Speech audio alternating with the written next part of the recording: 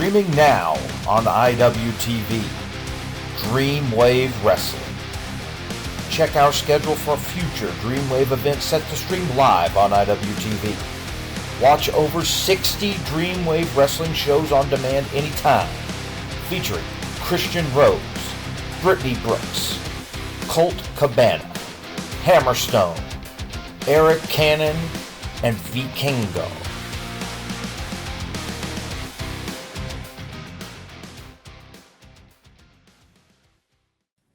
Hello and welcome to the latest episode of the Business podcast. I am your co-host, JP John Paz, with the two-man power trip, of course. Joining me is the doctor himself, Dr. M.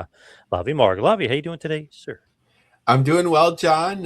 First of all, I'd like to thank everyone for reaching out. As I discussed last week, the passing of my mom. So I just finished what's like the week-long mourning period there. Very small thing, of course, in comparison, that I had been planning to go to Sukiban at the Hammerstein Ballroom, but it crossed over to that period. So that ticket was not used. I enjoyed seeing their debut in New York a few years ago. So curious to check it out next time that I can. But I saw that they are announcing it as sold out, but it looked kind of dark. So I'm not sure exactly how they did, but officially a sellout according to their press release. Nice. All right. Well, yeah, sorry, you weren't able to go, but nice that they're doing okay down there at Sukiban. You never quite know if they're going to attract the audience here in the United States. Yeah. It's interesting that, they haven't necessarily gotten too far, maybe in terms of making an impact, but they're pointed in different ways, kind of like WoW in a very different way, meaning that they're not necessarily going for that pro wrestling audience or even the traditional Joshi audience. They're trying to build IP and, go to different, of course, the Hammerstein is a usual wrestling site, but we see them in Miami at like a festival or like, something more like classy events and things like that. But I haven't seen anything break through to where it's like, okay, some of our outfits are being presented by Nike, but how much sponsorship are they getting from Nike? But it keeps going. So interesting to see if they break through in other ways. So why don't we start off with a little bit of Japanese, maybe? Let's start off with some Bushiroad. What's going on? What's the latest with not only what's going on with their, last quarter financials, but a little bit of New Japan, a little bit of Stardom. How is Bushiroad doing right now? Yeah, so of course it's always a little bit confusing. I'm not sure how their fiscal years work because they reported their fiscal year 2026 third quarter financial results on May 15th. So, if you do the math here starting in January, it's like, wait, has the second quarter even ended? But whatever system that they use, which I'd imagine is consistent with other Japanese companies. So in the past, we've talked about some of the declines or challenges, especially with New Japan. But here they actually reported record high quarterly sales and that they performed robustly. A 2,187 million yen net sales, which is an increase of 337 million yen. New Japan attracted 46,913 to the Tokyo Dome when they presented Wrestle Kingdom, which we know. Stardom held Supreme Fight in Osaka on February 7th, drawing 2,563. This was a new attendance record for them in the Kansai region. Let's see what else. 1 second. So this again, Wrestle Kingdom 20 held in the third quarter featured Tanahashi's retirement and Iron Wolf's debut. We will carry the positive momentum from this event, which garnered significant attention through the first nationwide primetime broadcast in 24 years, into the fourth quarter and beyond. For the largest event in the fourth quarter, Dominion, for the first quarter, another nationwide network broadcast has been confirmed. So, for the first half in the fourth quarter on June 14th. Leveraging this media exposure as a tailwind, we aim to achieve a further increase in attendance.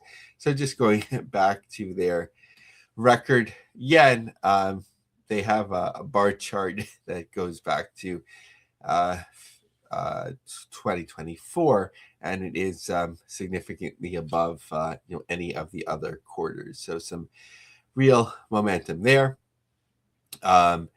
Of Stardom's largest event, All-Star Grand Queendom at Yokohama Arena, drew a record 8,015 attendees, the highest in the promotion's history. That's quite a large arena to utilize. That's about, if I'm thinking about the right venue, that's about only a quarter full, but with a large stage setup, excuse me. Stardom is scheduled to hold its premier summer tournament at Ota City General Gymnasium and at Ryukyu Kogen in July and August, respectively. So what's their overall strategy?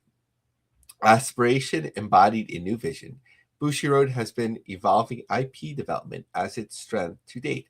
Among such efforts, Bushiroad has especially been placing value on live experiences where actual contact between people creates energy, such as TCG tournament provisions, live music, and pro wrestling tours. In a time where the environment surrounding content is largely changing and various experiences can easily be provided through technology, Bushiroad considers that the energy created by people sharing the same space and time has started to have greater value.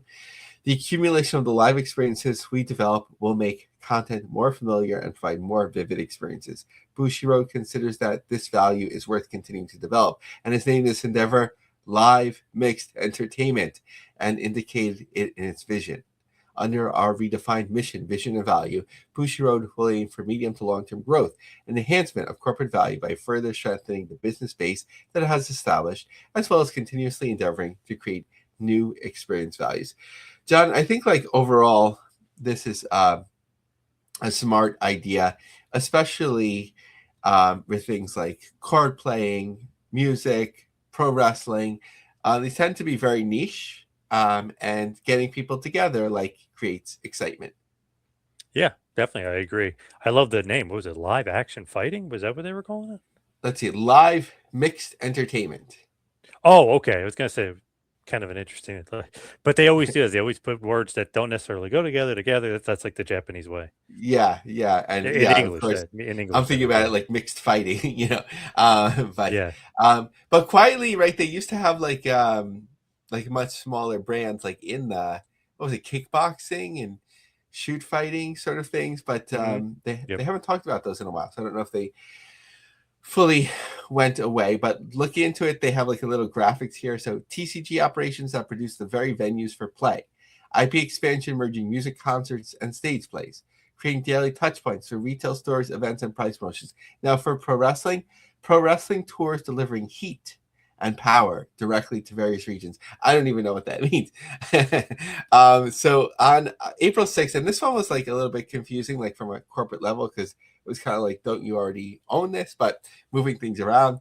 Notice concerning acquisition of shares from a consolidated subsidiary.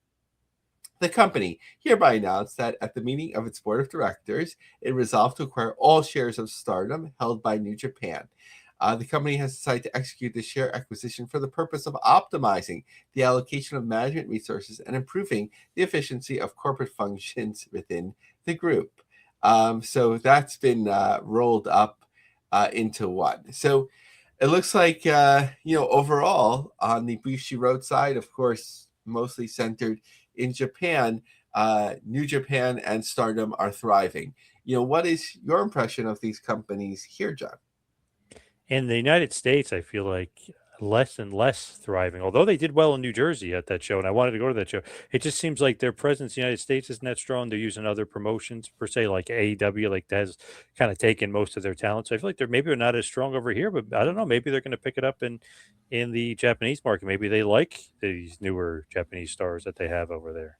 Yeah, it'll be interesting to see, in addition to Aaron Wolf, if they're in a stronger financial position, will they bring on more foreigners, invest more in development and grow, or sort of just be like, well, we're doing well. Let's kind of keep it going with where we are. Just Of course, a note, as we've been following this for quite a while, on the G1 Climax in Hoffman Estates, we're nearly at 3,000 tickets. So moving along at that clip, 96, so nearly 100 a week. 2,926 tickets, July 11th, so about 7 weeks out or thereabouts. And now MLW seems to announce a lot of these type of relationships. I'm not sure how far they go. Obviously, the one with CMLL has been very helpful to them. American MLW and Stardom announced partnership. So this is the Stardom side announcing it. As the first initiative, Saya Kamatani and Rina confirmed to compete in MLW. Keep an eye on future Stardom events too. So Saya and Rina are going to be on the July 11th Melrose Ballroom show and June 11th and June 12th and 13th Philadelphia house shows. John, what's your impression of this way of getting Stardom out and like how MLW works with some of these international companies?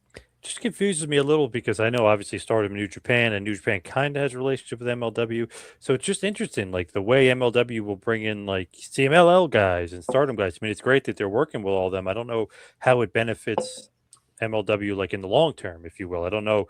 It's almost just like, hey, we'll do it for a show or two. We'll kind of pop that show, and then what's going to happen in the future? Where does that relationship start, and really where does it end? Yeah, it seems like some of these relationships flow through, like with Crash and all different sorts of companies, but that's kind of their vision. And AEW obviously has a number of relationships too, but MLW from a smaller challenger brand, that's one of the ways that they distinguish ourselves. John, should we smoothly transition now to MLW overall? Yeah, since we're kind of talking about Stardom being on, or their stars being on a couple of their shows, why don't we talk a little bit about MLW, what they got going on? Yeah, so I'm like, I was kind of half tricky. I'm not sure a lot of people realize that it was gone for a while, but MLW Fusion, meaning the consistent weekly show, is coming back. Mostly what they had been doing is streaming live or on delay, depending on the platform, some of their shows as they would tour around. But Saturday, May 30th, what's interesting is BN Sports is always like secondary. YouTube is the premiere, 6:05, and then Saturday, so nod to that. And then BN Sports is 10 p.m. Eastern time, and it's a 2-hour show. The flagship show streams worldwide, featuring Killer Cross, Austin Aries, Shotzi, and the Coffee Brothers, plus the debut of the Stardom stars, including CML stars. This was, I'm not sure actually where this one was originally taped, if this is a taped show, but Lucha Blog had a good point. So MLW stopped airing on YouTube, spent about 5 months taping shows without putting them anywhere, and announced they're going to start airing episodes on YouTube. Then MLW was showing their various connections: New Japan Wrestling connected, CMLL connected, Stardom connected, Unknown Singles, kind of hinting at more relationships which some pro wrestling brands have been focusing on as well. Something to keep your eye out for MLW, see who they will be working with next. Speaking of that, though, what about AEW? Who will they be working with next? They seem like they have a lot of strategic partnerships that are kind of under the radar, perhaps, and maybe we don't know about them per se, but obviously MJF's out there working a lot on the independent scene, having good matches all over along this great land. What's AEW's kind of independent wrestling strategic partnerships look like? Yeah, so I think this is a really smart move, and I mean it like in the most positive ways, that they're really looking to, the pathways built by independent wrestling, and in this case, maybe we could draw a through line to Jeff Jarrett. But they are having a show in Target Field, of course. So this isn't a minor league ballpark. This is an MLB ballpark in Minnesota. Brawl in the ballpark, but with where a ticket gets you admission. But from what I said, they're not putting the ring on the field. It'll be like a certain section where you can go to watch the action afterwards. I think they had done some stuff for the Jaguars games where you could go earlier to watch the AEW or Ring of Honor. But, I think it speaks to the importance of AEW doing things that are different. Yes, sometimes you can fill a NBA sized arena with the right draw and the right timing and so on, and look like the 1A pro wrestling brand. But a lot of times it's smart to be like, what's a cool venue that would look great, on television, whether it's, by the beach, it's an amphitheater with a different look, it's a historic venue overseas, it's a baseball stadium, whatever it may be. And like, when the biggest company goes one way, you go another. But like, I think, John, like, what's the important balance of like appearing, no pun intended, major league, and also kind of like giving unique venues to run your shows? Kind of, there's like a definite, definitive balance with that because it's you want it to look cool, but you want to be able to fit it, fill fans in the seats. But then it's like, all right, that's an awesome venue. But then you kind of go to a venue like AEW did, and a lot of fans didn't like it when they was running some of the small venues. But I thought it kind of looked cool on TV with some of the balconies and stuff. But I know some fans just didn't like that. So there is definitely a balance with kind of the right venue, filling the seats, and then how cool it looks. And then also, you don't want it to look rinky dink either. Like if you're going to a place with balconies and stuff, it better be a nicer place. Like Hammerstein looks nice on TV and stuff, but there's some other ones that don't look as nice. Yeah. Who did it really well? Like, I don't remember it ever being an issue until maybe the latter years of like Thunder, and then Nitro when it was really struggling. But when Nitro kicked off, like, they weren't always the biggest venues, but they always looked good on TV. Like Yeah. whatever it was, like Yep. Mark of the Quad Cities, like that, like Yep. Always look minor cool. league hockey type venue or field houses where if you could achieve like 4,000 or more in the right size venue where you're not shifting everyone to one side and it's not Yep. embarrassing or trying not to catch it. And even when TNA was on the road doing it, and I think probably losing money and it wasn't sustainable, but like they always knew how to shoot things in that way. So I think it's sort of like perception is reality, and that's an important thing too. Definitely. Speaking of that, what's going on in TNA wrestling right now? What's the perception? What's the reality? What's going on? Yeah, so just looking at some shows that have concluded, now that we have the final numbers from WrestleTix at least. Sacramento, May 14th, 1,575 tickets distributed. VetTix, 317 of those.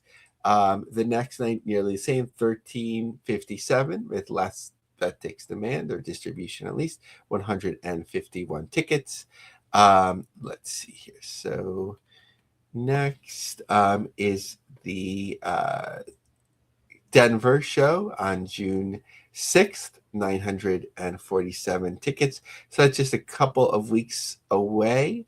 They tend to find a way to pump it up right before, but kind of pretty low for such a big venue. June 7th, 700 tickets distributed.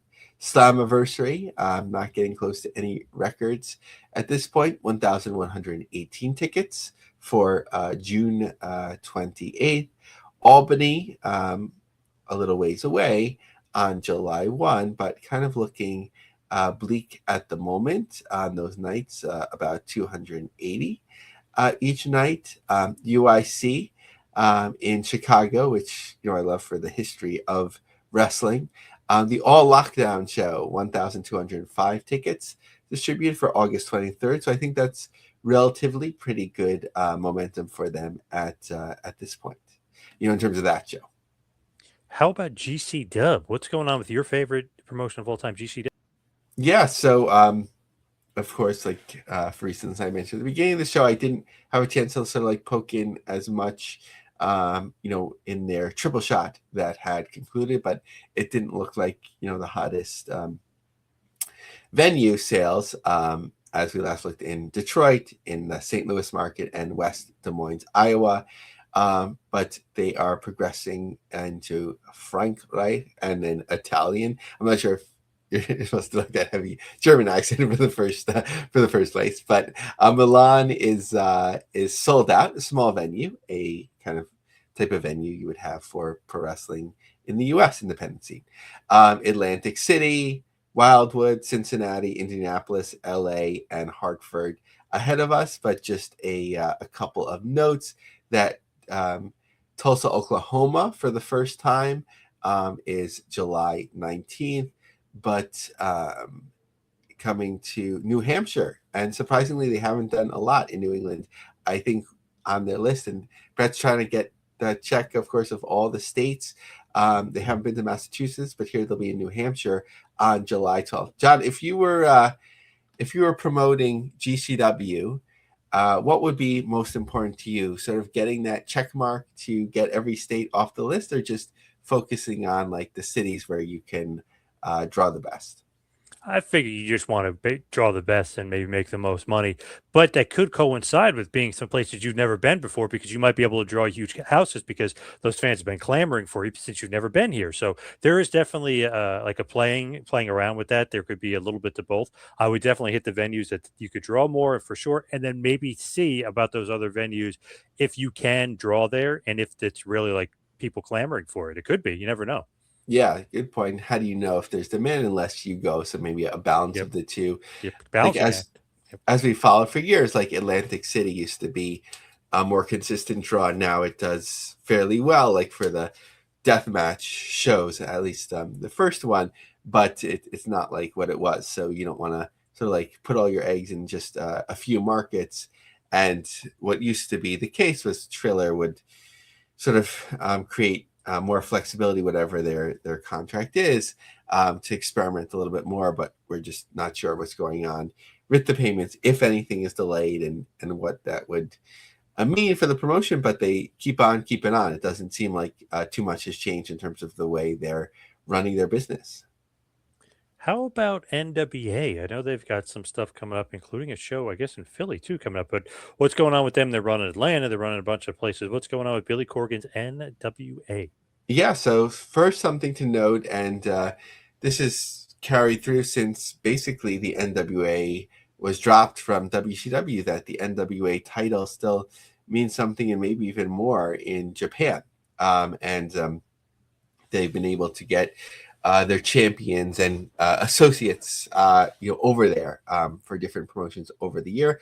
All Japan announced that NWA champion Thrillbilly Silas Mason will be on their show on June 18th in Carkin Hall. So interesting to see the title continue to travel. It was last defended in All Japan in 2024 when EC3 defended the title there. Of course, center stage in Atlanta is not too far away, June 6th. Tickets not moving too well at the moment for that show. Only 128 tickets distributed.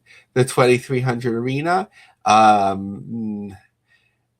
there's one of the four sides in the front row that most of the seats are gone, but on the other side, most of the front row is still there, John.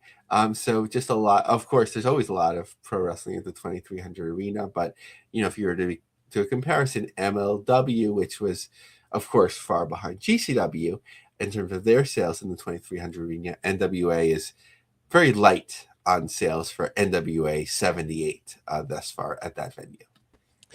Good call, definitely. Now, as far as JCW is concerned, aka Juggalo Championship Wrestling, what is going on with the boys, Violent J and Vince Russo? What's going on? We don't talk about JCW nearly enough on the show. Tell me about Juggalos. Yeah, but it has been increasing. So one of the, I'm not sure if you saw this on X. It was pretty funny that one of the Fox affiliates was covering JD Vance, the vice president's press conference, as those duties are being shifted around, while Caroline Levitt is out on maternity leave. So they had been showing a Juggalo Championship Wrestling, like a local segment for the Detroit shows, or for the Michigan shows. That's great. And then they had to switch, they switched quickly to the vice president, but it still had the crawler on the bottom. So somebody took a picture of that. But they are having, I guess you would call it a quadruple shot 4 days in a row, which I think is sort of a smart move, but getting far ahead of themselves in the tapings. I'm not sure how much content they use from each, but from May 21st to 24th, Columbus, Ohio, Kings of Clubs, Detroit, Harpo's, Saginaw, The Vault, Lansing at Grow Hall. Obviously, they know as music promoters and promoting wrestling for many years too, in a secondary sense, what venue selection works best for them. I'm curious about Detroit. just because ultimately how it will do, and I guess as we're recording this tour has already kicked off, because I think they were giving away tickets for a number of the tapings in the past. So sometimes it's hard to come back after that. And then through my Google alerts, I got an article about Jasmine St. Clair and JCW. So I'm just going to talk about that portion via Soundstage. Nice. JCW's current run feels like a horror comic book come to life. These are clowns and zombies, a monster corporation stable that feels like it walked out of an underground graphic novel, and a roster stacked with characters who look like they've been built in the back room, and so on. Jasmine is right at the center of that with her corporation. It looks wild from the inside. It's structured in a way that suits her. She has room to perform, improvise, and lean into her instincts, but she's more than happy to work with someone else's vision. I follow Vince's creative vision. She explains about working with Vince Russo.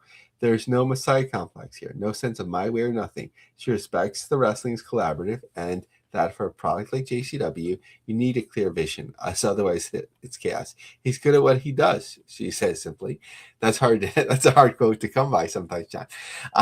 On Violent J, one of the promotion's key powerhouses and a figurehead, Jay is great, and he's really a wonderful person, and he gives people chances. You can hear the respect when she talks about how he'll take risks on talent who don't fit a stereotypical TV mold, and how their openness has helped the company hit a new stride. She lights up talking about the people around her. She mentions Barnabas, with his oddities background, stands out as a particular favorite. It all feeds into her belief that interesting people make interesting characters, and JCW is stacked with them. JCW right now feels like a place where she can bring everything part of experience, wrestling, acting, presenting, podcasting, into one concentrated role. It's also a place where the locker room for all the madness on screen feels oddly healthy. It's a lot of fun. Both locker rooms, JCW and NWA, are great. One's obviously bigger than the other, but they're both fun. There's a sense of camaraderie in how she talks about it. Which is obviously bigger, John? I don't know, JCW or the NWA right now.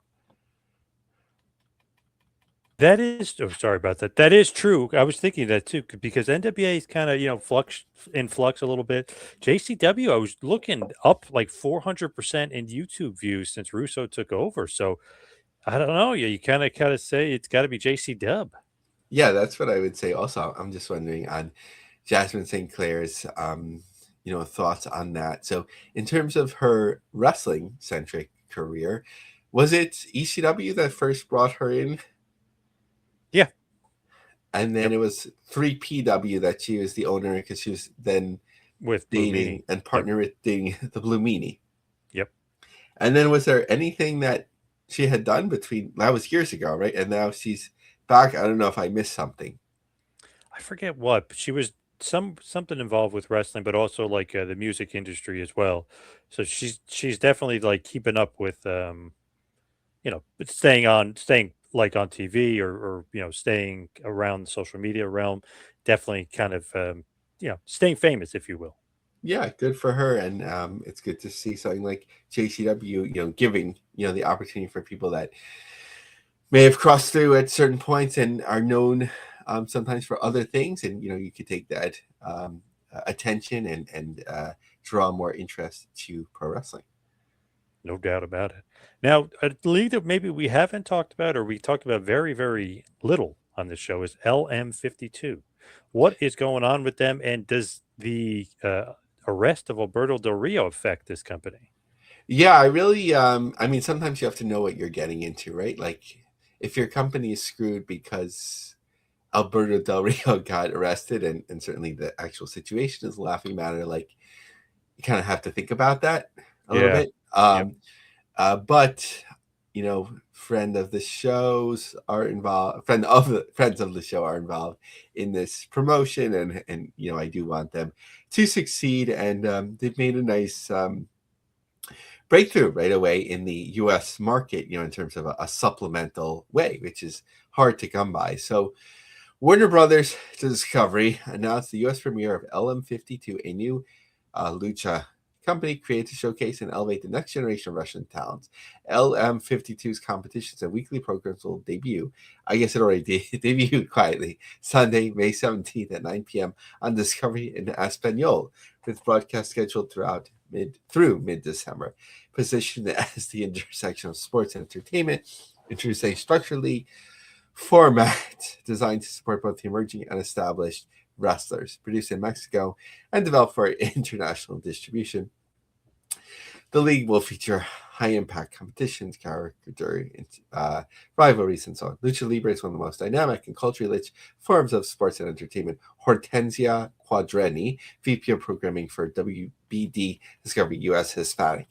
LM52 represents an exciting evolution of that tradition, delivering a modern, high-quality experience while staying true to what makes it so beautiful. The launch of LM52 is part of Discovery in Espanol's broader sports strategy, and WBD's U.S. Hispanics push to expand culturally relevant sports for Hispanic audiences. The network is also strengthening sports slate with titles such as Locos El Deporte, focusing on global sports, and so on. So where does this station stand in the U.S. market? Out of 150 ranked stations, they are 133rd, but they are ranked. 19,000 average, which was down 14% in 2025, tied with Fox Sports 2, just ahead of Discovery Family Channel, Discovery Life Channel, and another platform had them at about a 25,000 average. So within that same realm, although I consider that less reliable. John, though, I think with the Warner Brother Discovery merger acquisition, I think content acquisition and even these stations could be a little shaky depending on their place in the market. And I know that, when it's Spanish language or Hispanic market, excuse me, that, it's a different thing, but it makes me wonder, like, AEW doesn't have a dedicated Spanish language show in the US outside of, I'm sure you can have it on SAP to listen, that like maybe why don't they want AEW programming? Maybe the station is just too low profile for it to like make sense. But what do you think about a deal like this, especially when it crosses over into a parent that already has significant wrestling programming? Smart. I feel like easy peasy, right? I feel like it's something that I don't know, other promotions maybe could have thought of or should have thought of. It just seemed like a home run to me, or just an easy fix for me if you're wanting to be obviously picked up on television. Yeah, it's look, MLW as an example, they struggle to expand their audience, and at times, and I don't know, like if they could sort of like position it as like their version of CMLL, right? Because they are relying on partners, but they've been on BN Sports, which is still ranked, so it's above other networks, but the lowest profile of ranked networks. What is going on with your favorite topic here and there? So, Wrestling Revolver, really one of the most notable independent wrestling promotions over the last few years, as we've seen others scale back or take hiatuses, or it may be. John Moxley is at least back on the market for this show outside AEW. Certainly a huge, great draw for GCW for a number of years for some of their highest profile shows. But the Silence of the Slams in Nashville, Tennessee at the Troubadour, which can fit a few hundred people. Now, we spoke about this a little bit last week. ALW in Florida, booking the big venues, Ocean Center, 178 people, the site of the Bash of the Beach. They are also booked the Jenkins Arena at the RP Center, which is another traditionally large pro wrestling venue. When I took a screen grab, it didn't look like any seats had yet been sold, but it may have been early. ISPW in Wildwood, with the retirement of the Headbangers, 122 tickets distributed. But John, with this like Wildwood show, I feel like it's just going to be like people that are vacationing in the area and be like, I want something to do. Let me go to pro wrestling, as opposed to like people buying their tickets like 3 months in advance. Yes, which is why I know the promoter Tommy there very, very well. That's a buddy of mine. That's why he does that, because it's the people that are there, and there's thousands upon thousands of people there. Once they see $1 Million Man, Ted DiBiase, and like once you see the big names, because he goes there all the time. He always books these shows, and they always draw really well, because he knows what to do. You put the legends on there, Headbangers, people know who they are, and then boom, all those thousands of people that are there for that week, they go there. It's not one of the events where you're going to buy tickets early. Definitely not. Yeah, that makes a lot of sense. I love to see like old venues like Wildwood Convention Center still in use. Yep. And an interesting article to close us out. So Jan Murphy is the editor of the Kingston Whig Standard, which is in Ontario. He's also the co-founder of Chinlock Wrestling, which he is covering in his article. But an interesting piece nonetheless. Iconic wrestler Tommy Dreamer's influence in Kingston cannot be overlooked. At the historic Fort Henry, Dreamer and some of his TNA wrestling friends and coworkers converged on Kingston to once again help Kingston's local pro wrestling company, Chinlock, which I'm the founder of. For the second straight May, the fort opened its gates a week early to host a Chinlock event. And for the second straight year, TNA wrestling executive Dreamer returned to Kingston to help with the cause. For a decade, Chinlock has been hosting wrestling, having raised more than $300,000 in that time. It brings in legendary performers and characters. TNA's connection to Kingston runs through Dreamer, who made his first appearance in 2011 and has returned more than half a dozen times, becoming the Chinlock heavyweight champion at some point. He was integral in a 2019 charity event, which included Bret Hart. Fans mingled and selfied with TNA talent and then watched two incredible matches, one of which saw Lee successfully defend her recent TNA World title in great bout with a win over M by Elegance. The other saw Diener and Dreamer team to defeat the Righteous. At the event's conclusion, all of the leftover catered food was donated to the unhoused. The TNA Chinlock connection has been ongoing for several years. So kind of like a good charity event, self-congratulatory. Interesting that a lot of other things are built around the event if they are just having two matches, but so nice to see that they've raised over $300,000. I'm assuming Canadian, but I don't think that's as much of a difference depending on the years in the last 10 years. And obviously, nice article to put oneself in even better favor with Tommy Dreamer. Yeah, look at that. A little bit of Dreamer for you. It's interesting to note like what promotions like run all the time and like the guys that they bring in. I always found that fascinating. It's like, oh, like for instance, this like Dreamer comes in all the time. It's like certain guys go to certain areas. You'll see guys always at those Wisconsin shows that Dave Hero runs, like Billy Gunn's always there or Al Snow's always there. Just interesting to see where guys kind of make a home besides their normal home. You know what I mean? Like they're like very prevalent. Yeah, the one that's always interesting to follow because they get themselves press as well. The one of those promotions that runs like Canada like nonstop, through the reservations, through the small towns, small cities, into the wilderness, or however you define it. And they do get like talent. It'll be like Juventud Guerrero is joining us for the following 7 shows, and it's a cool opportunity to follow. Yeah, there's still that regional nature, the territories, if you will, that creates a unique flavor for things. Yeah, I always find that just fascinating too. I mean, obviously, like when we had like the New Jersey independent shows, Bam Bam and Bundy would always be on them, but they were local. Or Nikolai would live in Maryland; he's somewhat local, so you would get them. But I'm always fascinated, like the guys that aren't local. Like Dreamer's not that local to Canada, and like they're always booking him for that. Or Al Snow's in Ohio Valley; he's always going to Wisconsin. So it's fascinating to see where guys kind of end up and kind of make a big name for themselves outside of their normal region.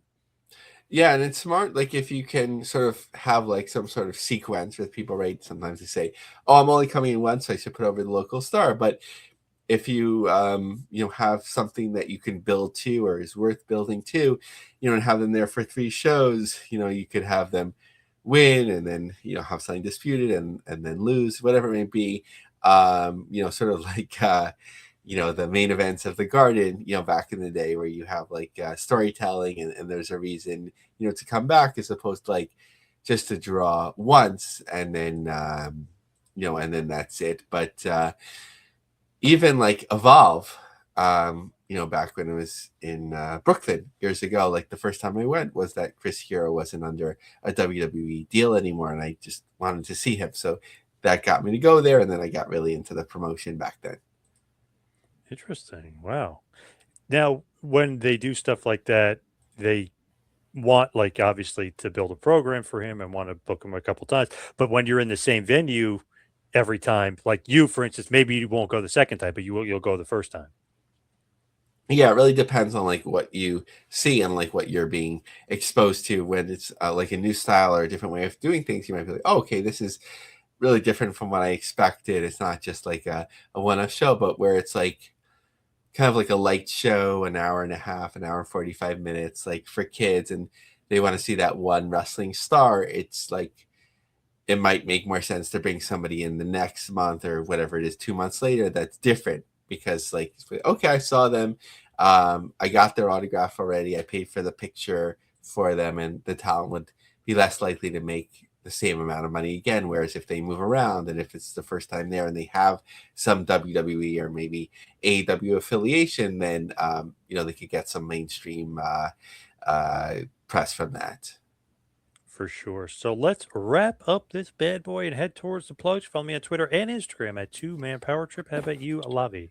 Follow me on X, Lavie Marg, Lavie Marg. For some reason, recently they keep thinking that my posts might be spammy or computer generated. So if you don't see as Whoa. much, I'm trying to work through that.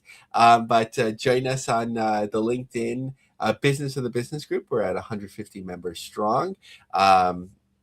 And check out the pro wrestling adjacent book, Ultimate Fighters, Donald Trump, Dana White, and UFC's Road to the White House. All right. Thank you, Lavie. Thank you, everybody out there, for listening. We'll see you right back here next week for the next episode of The Business of the Business. See you next week, folks.